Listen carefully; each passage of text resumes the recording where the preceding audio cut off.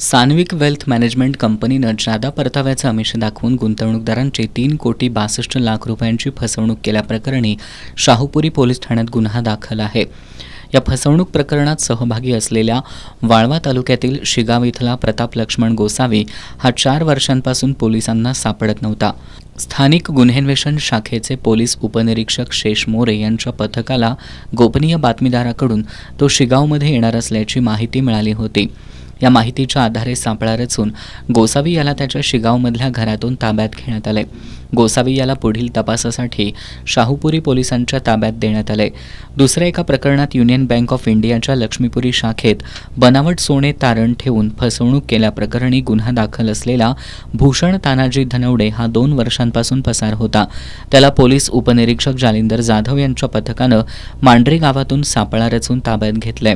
त्याला पुढील तपासासाठी लक्ष्मीपुरी पोलिसांच्या ताब्यात देण्यात आले. पोलीस निरीक्षक सुशांत चव्हाण यांच्या मार्गदर्शनाखाली LCBच्या पथकानं या दोन्ही कारवाया केल्यात.